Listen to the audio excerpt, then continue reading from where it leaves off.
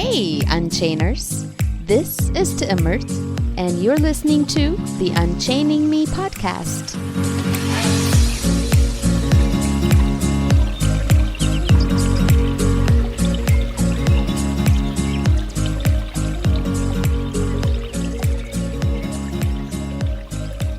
April 13th, 2023 was the last time I had set foot into this podcast studio located in the basement of our home.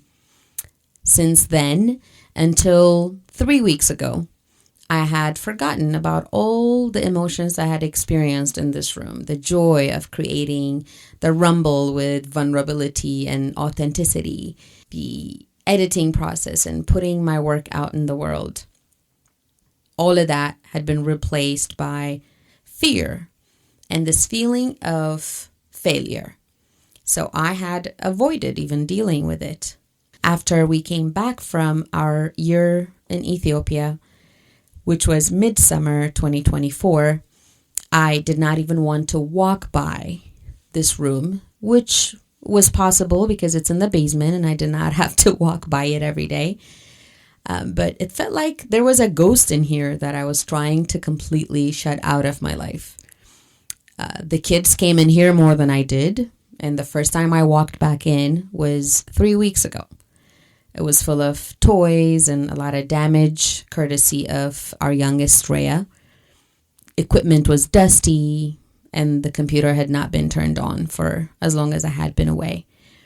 My intention for walking into the studio 3 weeks ago was to simply face the fear that my intuition was telling me I was making larger than it actually was. I said, let me just walk in, see how it is, the state, take it all in, the feeling of failure, of having abandoned something that I, quote unquote, should have been consistent in doing. And just everything that I could not attain because of that abandonment. The guilt, the blame, if there was any, the fear of picking up the baton one more time. And that's what I did. I just sat in the chair, swiveled around, fiddled with the mouse and touched the mics. And then I simply got up and left. And thanks to my husband, he saw that I was ready to face the fear. So he came in one afternoon and cleaned out the place, set up the equipment one more time, reconfigured everything he had to on the computer. And then today I decided whatever comes out will come out. I'm going to sit and record and put out there what's in my heart, what's on my mind. So that landed me on the topic of restarting. I mean, it's a no-brainer, right? But it doesn't have to be about restarting a forgotten podcast or a forgotten blog. It can also be about restarting a relationship journey after a bad breakup. Is there a good one? Maybe. But a breakup, or even worse, a divorce. It could be a career change. Maybe later in life when you are, you think you're set in your ways, or you should, again, in quotes, have figured out everything that you wanted to do in life. It could be, maybe once you were active and on top of your wellness journey and for a while you fell off the wagon. Something happened, maybe nothing happened, you just fell off the wagon. And now you're thinking, contemplating about facing your fear of restarting and maybe actually restarting, because everything related to change takes place in sections, in segments or sequences. And those are pre-contemplation, where you don't think there's anything wrong, or maybe you have forgotten about how it felt to be doing that thing you were doing or being in a relationship. And finally, maybe deciding in contemplation stage to be honest with yourself. Hey, I actually miss being in a relationship, or I miss putting out my creativity out in the world, or I miss going to the gym, fill in the blanks, whatever is applicable in your situation. And then you go into action after pre-contemplation, maybe coming in, cleaning the studio out, or just sitting down to record. maybe signing up for your gym membership one more time, or yoga, or buying the equipment that you need to work out from home, making the adjustments in your diet and your lifestyle, or maybe going on a dating website or calling that person that you've been meaning to call. Really anything that requires restarting. So I wanted to share authentically how it feels to be on the verge of restarting something and all the emotions that come with it.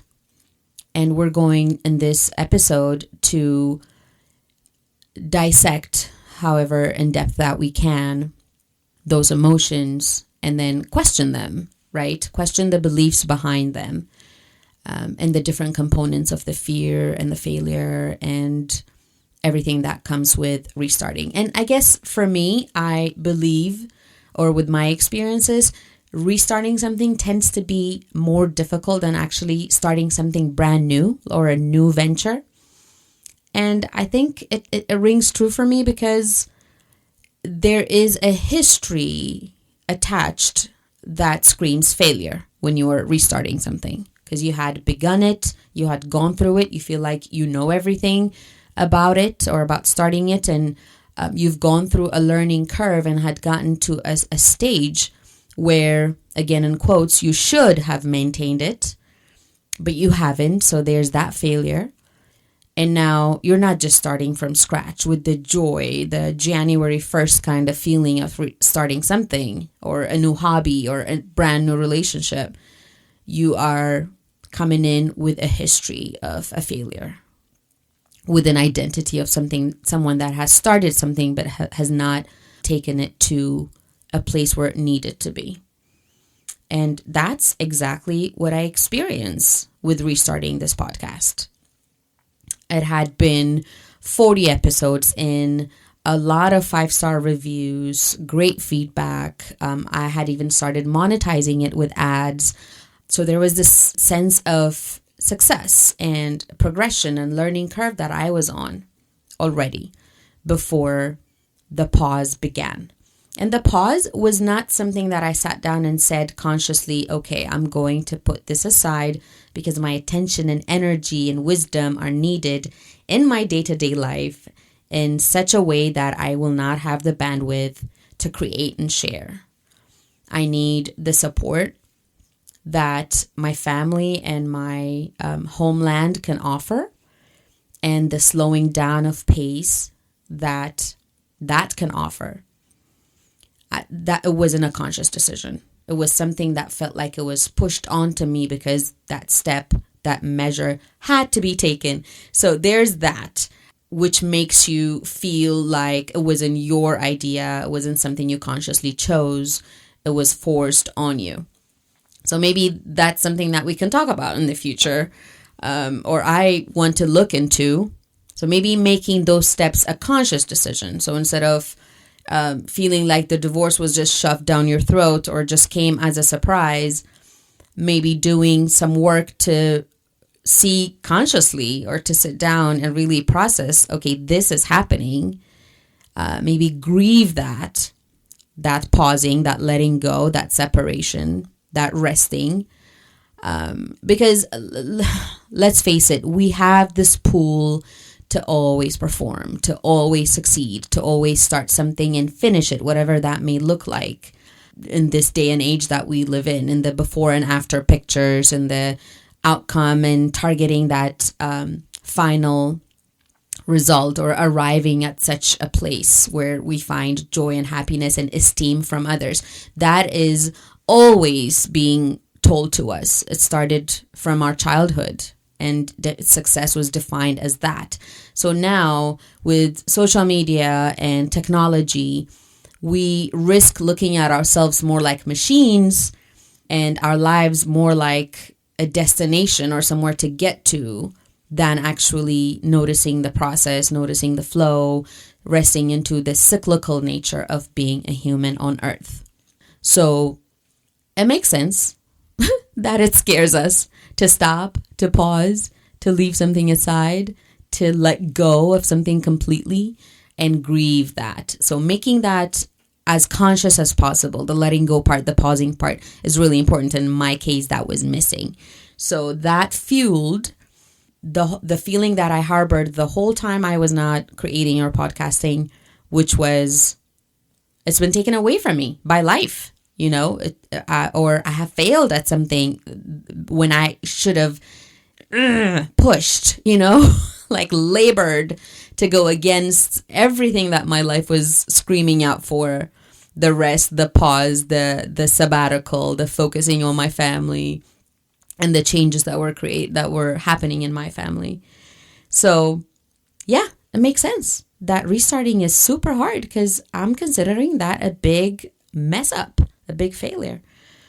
The next point is, you are afraid, or I am afraid of this perceived failure repeating itself. Because I tell myself, oh, I know how this turned out in the past and the time before it. So this time it's also going to be the same. So I'm just going to keep counting the days or the seasons or the episodes until I disappear again. Or maybe someone who is restarting a relationship or restarting dating could be saying, oh, there goes another breakup. There's actually this thing that people laugh about, saying, I've met my future ex-wife, like almost preparing themselves for the failure. And I don't know, I want to look into this. Do you guys also find yourselves thinking, if I prepare myself for the worst case scenario, then maybe I will not be shocked and heartbroken and just disheveled when that thing happens? It's not even an if in our minds, that there is, the other shoe's going to drop. I don't know why the brain does that. Mine does that. I don't know if y'all's does, do, don't, whatever the grammar is. But please reach out to me and tell me if you also find yourselves doing that in your heads. Like we think we know the outcome before this new thing also begins. So that makes restarting scary in whatever shape or form, right? I'm going to fall off the wagon again. So what's the point? And to that I say, first of all, what's your proof that you're going to fail again? And if you do that, it's going to be the same level of failure. And even question, was the past a failure? Really? What happened with your previous attempt? Who says? What definition and manual or rule book are you following to say that that was a failure? Right? Can you look into the things you've gained, the experiences, the people, the learning that you've done?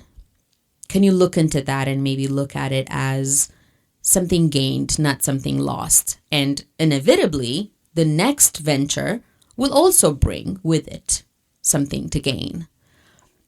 So even if the other shoe does drop and you do end up abandoning, quitting, taking a break, pausing, or letting go completely of this new thing that you're beginning, then who's there to say that even that is a failure?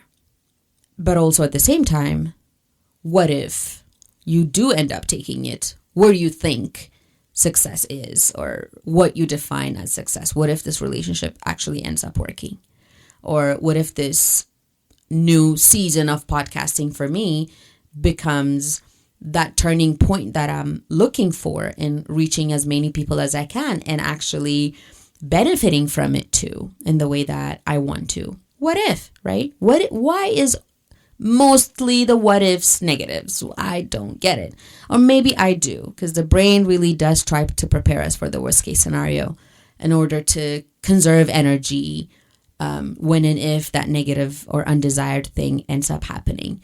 But that is beneficial, or that part of the brain, feature of the brain, is beneficial when we're hunting in the woods and a lion might jump onto us from nowhere, like it did to so-and-so in the past, or maybe to us in the past. We better err on the side of caution than thinking there's no lions and we start whistling through the woods and next thing we know we're dead bones. We can't be dead meat because the lion would eat us, right? That feature of the brain is not the best, hasn't evolved to catch up with our needs right now as evolved human beings, which are commitments and love and connection and greatness, legacy, pursuit of not the basic necessities of food and shelter, but more deeper and more complex pursuits. And the other part of restarting that makes it scary is us thinking about the audience of our lives. Bear in mind, the audience can vary between, just your friends or your family members or your ex to 15,000 followers on Instagram and Facebook. What are they thinking? What are they saying? Are my friends thinking, there she goes again because I'm back at the gym? Are my friends thinking, here's the next guy if I start dating again? Are they even saying she's moving on too fast? Who knows? Maybe people expect you or to not do something or to grieve something based on their level of understanding of how long it should take you for you to be ready to jump back into anything, into doing anything. Maybe healing and grieving for them looks different. Could they be saying, okay, the next drop is coming? Just really, this could be projection too from our own minds, but they could also be saying it really. Okay, there she goes again. Let's see how many podcasts she can, squeeze out before she dies out again or before she disappears again. Or maybe I'm projecting my own fears of myself onto them. But either way, does the audience matter? What kind of audience really matters? And who's worth asking for their opinion about what we're doing? Who's worth it? Those who mind don't matter. Those who matter don't mind, is really something that could sum it up. But unfortunately, some of us do give a damn. It could be as a result of insecure attachment in our childhoods, or trauma in our childhoods that make us as adults continue to outsource our value, our self-esteem, our confidence to other people. And thanks to social media, or no thanks to social media, now other people has become hundreds and thousands, and people we don't know, we've never talked to, are allowed to hold opinions of us. And we obviously sit there and anticipate the negative parts. Again, that comes with the brain trying to prepare us for the worst, or the brain magnifying whatever we think about or whatever we fear. Makes it bigger, we anticipate it, we project it, and then it stops us from getting back at something that our hearts desire. We stop listening to ourselves. Our pull, it could be a passion, it could be a calling, or simply just a desire, a conclusion we've reached. I want to better my life. I want to go back to the gym. I want to go back to yoga. I want to start healthy living again. And who cares about who's out there rolling their eyes at your next attempt at what you love or what you need? But it's not as simple as who cares and we pass, because like I said, this could be tied to a developmental need that was not satisfied with a secure attachment from our loved ones, like from our parents or guardians or caregivers, that we now outsource to other people like friends or like followers. So after addressing what the fear looks like, where it could come from, the natural way to go would be to overcome the fear, end quote. And I say in quotes because I believe that this idea of overcoming is so overrated. And I think it connects to our need to arrive somewhere, to say, done, check, I've done it, I've owned it, I've healed, I've arrived, I've achieved. And the older I get, the wiser I get, I am realizing there is no such thing as arriving for anything worth achieving in life, really. If you say I want to be a millionaire and then the first $1 million get deposited into your account, then you can say I've achieved, I've gotten there. That's kind of like a goal that you can say I've reached.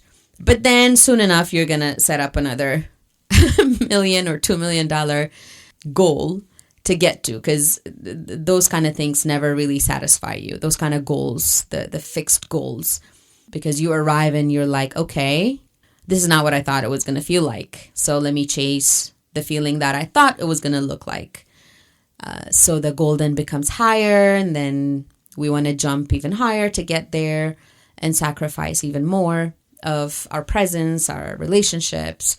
And then we get there, and then the cycle continues to the next big thing.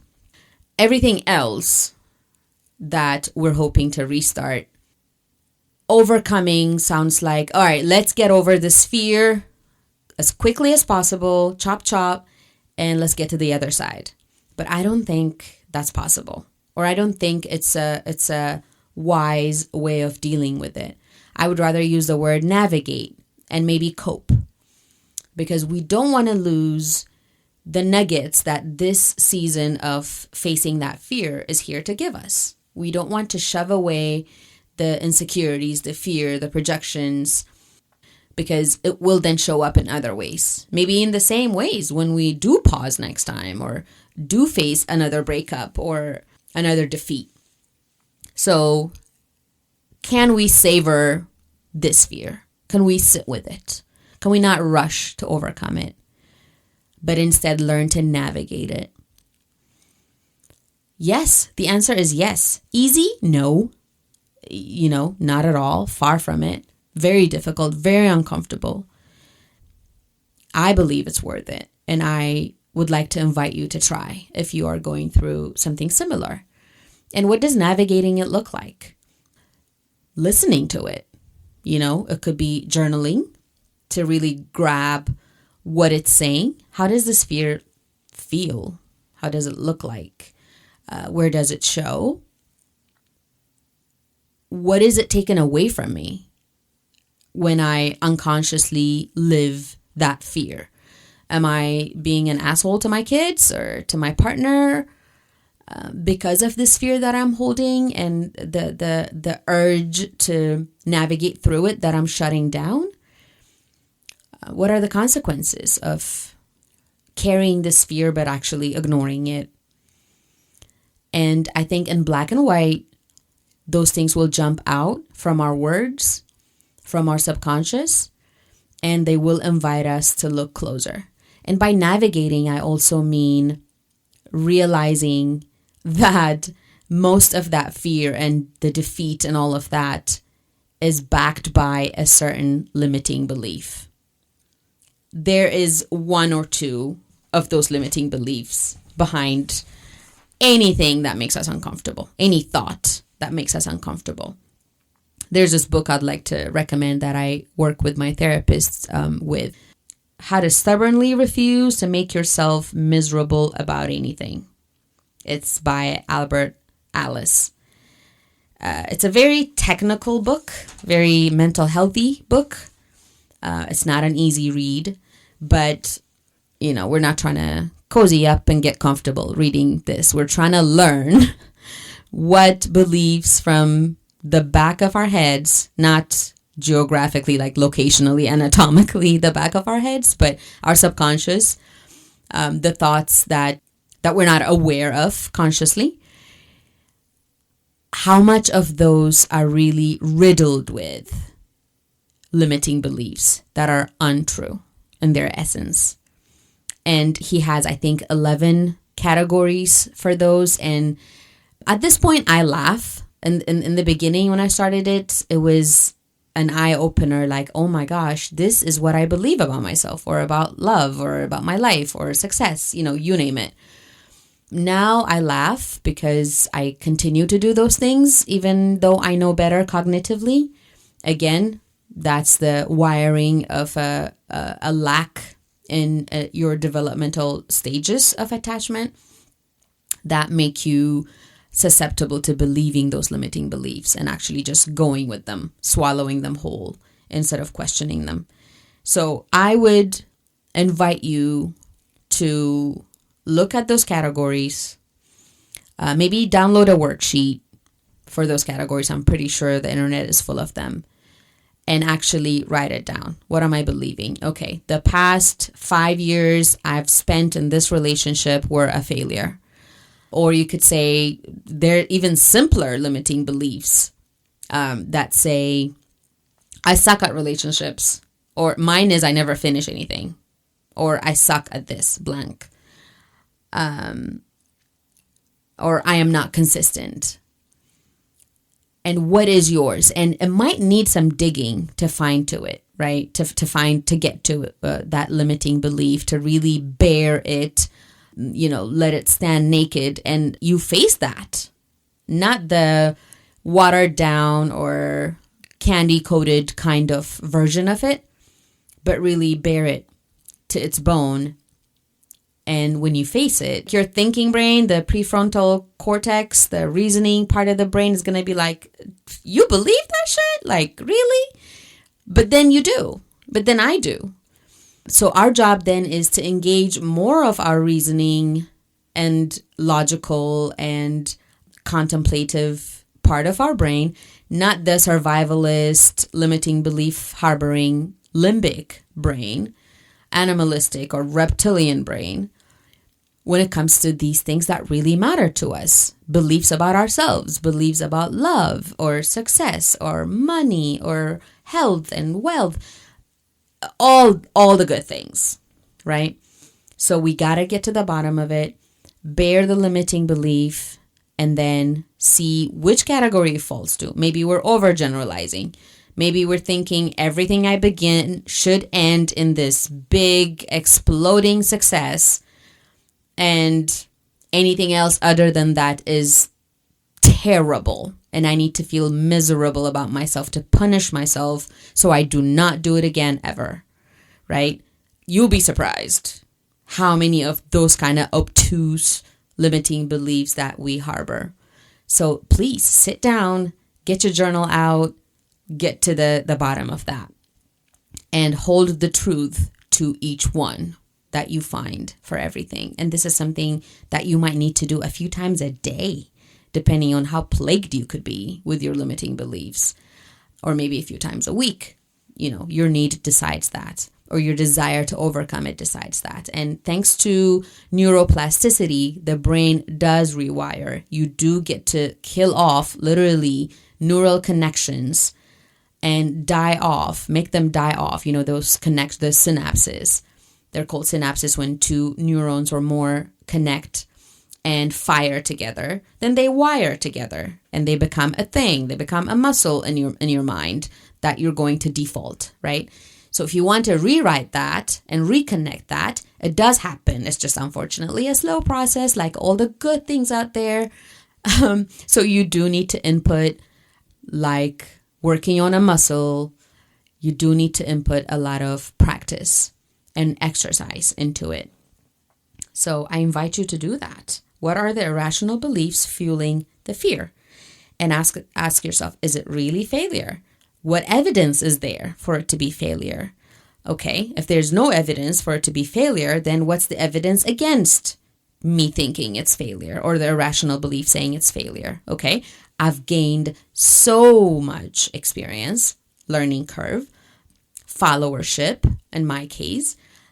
All my podcast episodes were deleted by the hosting company because the payment thing was not arranged in a way for them to keep it or archive it for me, which I did not know. So all my reviews are gone for my podcast. And that fueled my fear of restarting, because if all of that is lost and I failed at that, then, what's the point in starting again? And I got to the limiting belief behind that. You know what I mean? Is it worth it for me to still begin again and build brand new? Because through those reviews, I have gotten so much confidence, so much affirmation that people were really benefiting from me sharing myself out here authentically and bringing people in the times that I did to share with the people who listen to my work. So it wasn't failure. It was an abundance of experience and knowledge and connection with others, and feeling reaffirmed in putting myself out there in the way that I did. And what does finishing look like? What does the success look like? And where are we downloading that blueprint of success from? Am I looking at Brene Brown's podcast that's making millions and has thousands of reviews, and then feeling inadequate to restart because I had lost my, maybe 30 something reviews, of course I'm going to feel defeated if that's my blueprint, my target, or the blueprint of success that I have. But truly, my success and my soul's desire to be doing what I'm doing is one person out there saying, this resonated and this helped, and thank you for sharing your story or your experiences authentically. That fulfills me, and that is my success. And I will follow that one feedback and that one download to the next and to the next. And if and when that leads to monetary gain or some kind of esteem down the line, then so be it. That might be a natural progression of doing something you love. And I do believe it is. But my job is to show up authentically, and let my creative juices flow and allow them to take me wherever it goes. So that's the commitment that's expected from me. I cannot control the outcome. Just like the farmer that goes and does what he or she needs to do when they know that they cannot control where the seedling is going to erupt, where the stalks are going to form. I mean, when it's going to flower, when it's going to bear fruit, right? They just show up and do what they need to do. And to some of you, or to most of you out there who are restarting, your fitness journey, don't think of the 6-packs down the line that you can plaster as an after picture on social media. That is not a good pool for you to show up, right? But showing up for that day because you like how it feels, and you're investing in something that's going to pay dividends down the line, but you're not in a rush, right? You're in no rush. You're not trying to control the pace and the destination.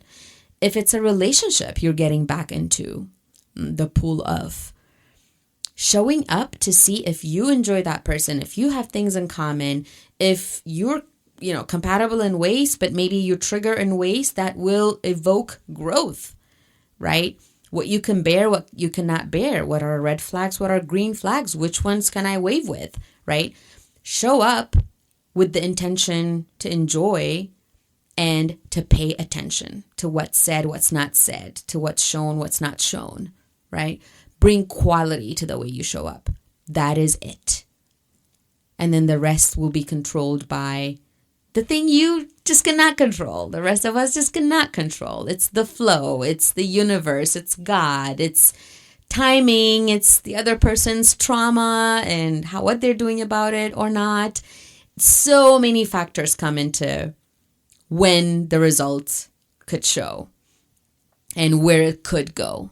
You don't know whether you'll be growing old or not, but at least you're showing up authentically and awake and conscious, not lost, not looking at what you want to look like. I'm not looking for what you want to see, but awake and aware. So the quality is what matters. And of course, do others really matter? Who matters? I love Brené Brown when she shares the man in the arena quote. I need to probably put it somewhere I can see it every day. I will not tattoo it because it is a paragraph and it's a no. It's a definite no. But I would love to put it where I can see it all the time. I am probably not going to do it justice. I don't have it in front of me. I probably should have to read it, but just go on Google. Ask your AI friend to show you The Man in the Arena by Roosevelt. And Brené Brown is all about it. And the context of it is basically just the only person that counts, that matters, to give me feedback, to give me advice, to give me review, is the person who is also in the arena. Authentic as I am, showing up as I am, valuing the things that I do, working on themselves the way that I am, then maybe I will know then that they have my best interest at heart and maybe I can open up my ears to them. The quote is nothing like what I just said, but that's just the meaning and what it means for me and my needs. Read it and see how it applies to you. And who are you listening to? Or maybe you could also be projecting, but why does that person particularly matter? If it's a stranger, what is wrong with us? Oh my gosh. And I fall into that trap a lot. Why does that matter to me? What limiting belief is that connected to? Right? And for you, same thing. If it's that friend, if it's that neighbor, if it's that cousin, even if it's a parent or a loved one, like a best friend, do they really deserve to have that kind of input in my life? Why does them rolling their eyes affect me? Or why do I anticipate they could roll their eyes behind my back? What does that mean about the place I've given them in my life? Right? Do they deserve it? And what am I willing to do about it? That's really it for what is on my heart to share with you. I guess to sum it up, restart whatever it is that you desire and feel like you need. If it's worth it, the pool brought you there to restart because it's worth it. And it's not the completion or the destination, but the flow of learning and process that matters. And honoring it is really going to be beneficial for all of us. Thank you so much for listening. I will see you in the next episode of Unchainers.